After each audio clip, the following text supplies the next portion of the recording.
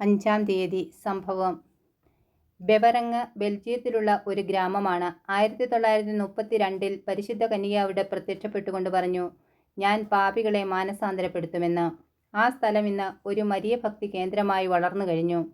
അനേകം പേർ അവിടം സന്ദർശിച്ച് മാനസാന്തരപ്പെട്ടിട്ടുണ്ട്. അതിൽ ഏറ്റവും പ്രാധാന്യമർഹിക്കുന്നത് റെഡ് ഫ്ലാഗ് എന്ന കമ്മ്യൂണിസ്റ്റ് പത്രത്തിൻ്റെ പത്രാധിപരുടേതാണ്. 2-ാം ലോകമഹായുദ്ധകാലത്ത് അയാളെ നാസികൾ തടവിലാക്കി. ജീവൻ അപകടത്തിലായി. അയാൾ ഉടനെ തന്നെ പരിശുദ്ധ കന്യകയെ സ്മരിച്ചു. തന്നെ മോചിപ്പിക്കുന്ന പക്ഷം സത്യവിശ്വാസത്തിലേക്ക് പ്രത്യാഗമിക്കുന്നതാണെന്ന് വാഗ്ദാനം ചെയ്തു. അയാൾ മോചിതനായി. പക്ഷേ വിശ്വാസം സ്വീകരിക്കുന്നതിന് വിമുഖനായിരുന്നു.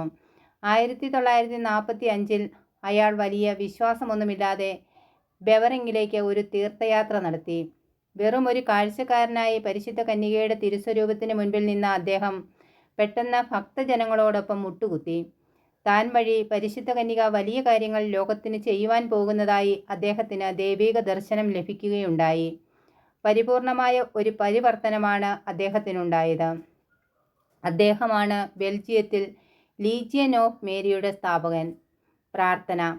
അമലമനോഹരിയും അമലോത്ഭവയുമായ പരിശുദ്ധ കന്യകയെ അങ്ങ് ശൈശവദശയിൽ തന്നെ ദൈവത്തിന് പരിപൂർണമായി അർപ്പിച്ച് അവിടുത്തെ സേവനത്തിൽ വിശ്വസ്തത പ്രകടിപ്പിച്ചുവല്ലോ.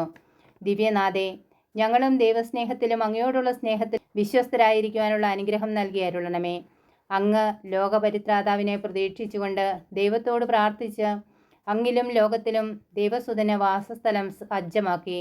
ഇതുപോലെ ഞങ്ങളുടെ ഹൃദയങ്ങളിൽ ദിവ്യരക്ഷകൻ ഹൃദയനാഥനായി വസിക്കുവാനുള്ള അനുഗ്രഹം പ്രാപിച്ചു തരണമേ.